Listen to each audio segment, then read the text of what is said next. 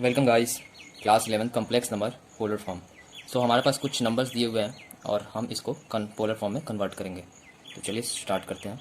पहला क्वेश्चन है हमारे पास 3, दूसरा है -3 और -2y। तो हमें 3 को पोलर फॉर्म में लिखना है।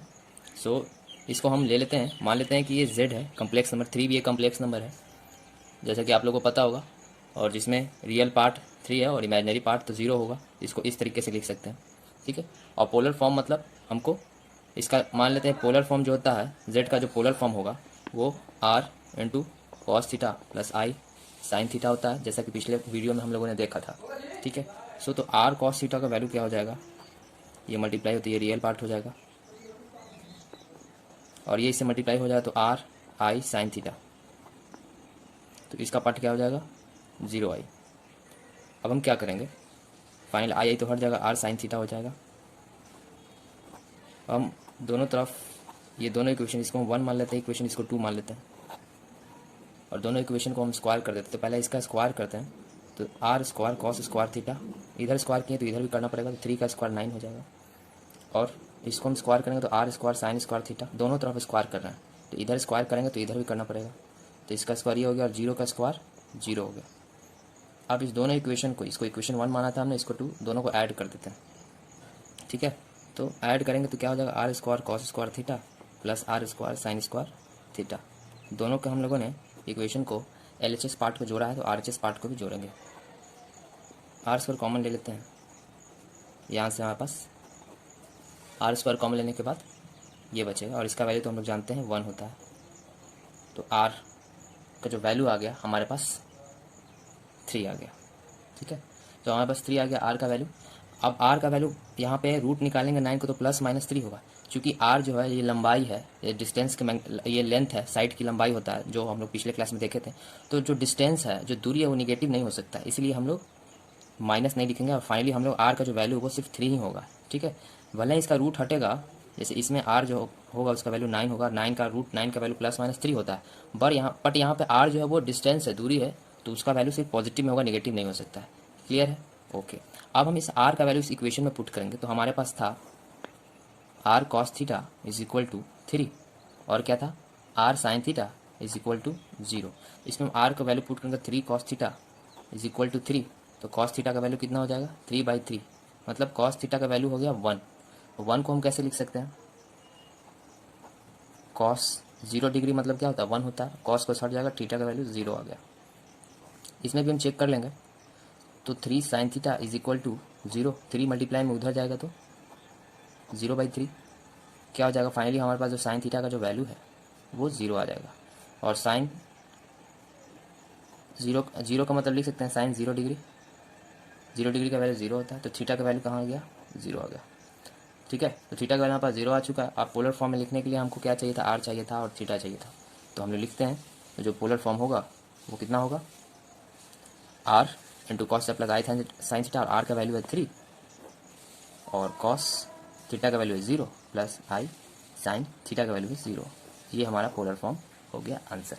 सिमिलरली हम लोग दूसरा इसका देखते हैं, इसका क्या होगा। तो हमारे पास जेड का वैल्यू -3 था, तो हम इसको इस तरीके से भी लिख सकते हैं कि इसका इमेजनरी पार्ट 0 है, ठीक है। अब हमको इस कम्प्लेक्स नंबर -3 को, मतलब इसको पोलर फॉर्म में लिखने के लिए मान लेते हैं इसका जो पोलर फॉर्म होगा वो ये होगा, यही फार्मूला होता है।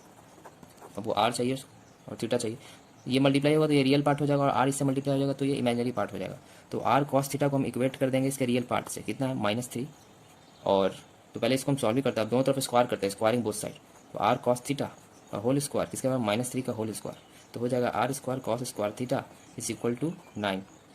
इसको इक्वेशन हम 1 लेते हैं। दूसरी तरफ हम क्या करते हैं कि साइन थीटा, आर यही तो कॉमन है, तो r sine theta, r multiply होगा तो आर साइन थीटा जो होगा वो किसके बराबर हो जाएगा 0 के, और स्क्वायरिंग बोथ साइड करेंगे तो r square sine square theta is equal to 0 का स्क्वायर 0 ही होगा, तो r square sine square theta बराबर यहाँ पर 0 हो गया। इसको इक्वेशन हम 2 ले लेते हैं। अब एडिंग 1 एंड 2 वी गेट, क्या मिलेगा हम लोगों को, r square cos square theta is equal to 9, r square sine square theta is equal to 0। दोनों को ऐड करते हैं तो हमारे पास आर स्क्वायर कॉमन है, और cos square theta plus sine square theta होगा इज इक्वल टू 9, और इसका वैल्यू होता है 1, तो r square into 1 is equal to 9। So r का अगेन यहाँ पे वैल्यू हो जाता है प्लस माइनस थ्री, बट यहाँ पे मैं दिखाने के लिए लिख रहा हूँ, आप लोग सिर्फ थ्री ही लिखेंगे, +3, ठीक है। तो ये प्लस माइनस थ्री की जगह पे क्या लिखेंगे हम लोग, 3 लिखेंगे। क्यों? क्योंकि आर जो है वो लेंथ है, लंबाई है, और लंबाई कभी निगेटिव नहीं हो सकता है, length can not be negative, ठीक है। अब यहाँ से हमको आर मिल गया। सो अब हम लोग क्या करेंगे, हम लोग थीटा निकालेंगे। सो थीटा कैसे निकलेगा, ये जो इक्वेशन हमारा क्या था, r cos theta is equal to -3, तो cos theta is equal to -3, तो cos theta is equal to -3 by, ये मल्टीप्लाई में डिवाइड में जाएगा, तो कॉस थीटा का जो वैल्यू होगा तो -1 आ गया, है ना। तो कॉस थीटा का वैल्यू -1, तो -1 आपने पढ़ा होगा, -1 को लिख सकते हैं कॉस 180 डिग्री, कॉस 180 डिग्री का वैल्यू -1 होता है। कॉस हट जाएगा तो थीटा का वैल्यू कितना आ गया, 180 डिग्री, 180 डिग्री लिखिए, या 180 डिग्री को हम लोग पाई से भी डिनोट करते हैं, तो थीटा का वैल्यू कितना आ गया, पाई हो गया। तो हमने आर कॉस थीटा को -3 लेके सॉल्व कर लिया, तो थीटा पाई आया। तो ऐसा नहीं है कि हम इसको छोड़ देंगे, हम आर साइन थीटा का वैल्यू भी चेक करेंगे। देखिए यहाँ देखते हैं, तो आर साइन थीटा का वैल्यू यहाँ पे 0 था, मैंने उसको लिखा, और आर का वैल्यू हमें 3 हमने लाया 3, तो 3 को यहाँ पुट किया, और 3 मल्टीप्लाई में उधर जाएगा तो डिवाइड में हो जाएगा। So sine theta is equal to 0, so sine theta is equal to, इसको हम 0 को किस तरीके से लिख सकते हैं, तो 0 मतलब है साइन 0 का मतलब होता है कि साइन 0 डिग्री का वैल्यू भी 0 होता है, और साइन 180 का भी वैल्यू 0 होता है। तो कैसे में पता चला, क्योंकि हम यहाँ देख रहे हैं कि इस केस में हमारे पास जो थीटा का वैल्यू पाई आया, और थीटा दोनों में कॉमन होना चाहिए, तो साइन 0 डिग्री का भी वैल्यू 0 होता है, और साइन 180 डिग्री का भी वैल्यू 0 ही होता है। तो हम यहाँ पे साइन 0 डिग्री ना लिखेंगे, क्या लिखेंगे, साइन 180 डिग्री लिखेंगे, या पाई, क्योंकि पहले पाई आ चुका है। तो इस केस में थीटा का वैल्यू क्या हो गया, पाई। तो पोलर फॉर्म का फॉर्मूला होता है आर कॉस थीटा प्लस आई साइन थीटा, और आर हम लोगों ने निकाल चुका है, थीटा हमारा क्या आया है, पाई आया है। तो दोनों निकालना बिल्कुल ज़रूरी है, सिर्फ एक निकाल करके आप लोग थीटा का वैल्यू ना मान लें। चलिए इसी तरीके से दूसरा क्वेश्चन देखते हैं। तो शॉर्ट में इसका देख लेते हैं, इसका कैसे बनेगा। तो आप लोगों को आइडिया लग रहा होगा, तो इसको हम लिख सकते हैं z is equal to 0 -2i। So और इसका कम्प्लेक्स पोलर फॉर्म जो होगा वो R cos theta plus R I sine theta के बराबर होगा, ठीक है। तो जो आर कॉस थीटा होगा वो 0 के बराबर होगा। सो और यहाँ से हम तो आर का वैल्यू पहले निकालना होगा पहले हमको, तो और आर साइन थीटा जो होगा वो -2 के बराबर होगा, आई हट जाएगा, और आर साइन थीटा -2 के बराबर, दोनों तरफ स्क्वायर करते हैं, R square cos square theta, ये 0 का स्क्वायर 0 ही रहेगा, और ये R square sine square theta is equal to ये 4 हो जाएगा। अब दोनों को हम ऐड कर देंगे। सो ऐड करने के बाद हम दोनों को जब ऐड करते हैं, तो अभी तक आप लोगों ने देखा, तो फाइनली हमारे पास r square is equal to 4 हो जाएगा। So r is equal to हमारे पास 2 आ गया, ठीक है। तो अब थोड़ा मूव करते हैं हम लोग। अब आर कॉस थीटा का वैल्यू 0 है, और आर साइन थीटा का वैल्यू हमारे पास -2 था। ध्यान से देखिएगा, ये बहुत इंपॉर्टेंट है। आर का जो वैल्यू है 2, cos theta is equal to 0, so cos theta is equal to क्या हो जाएगा, ये उधर चला जाएगा मल्टीप्लाई में तो डिवाइड में, तो 0/2 0 ही हो जाएगा। अब यहाँ पे कॉस 0 का मतलब क्या होता है, कॉस π/2, तो हम लोगों ने थीटा का वैल्यू क्या ले लिया, π/2।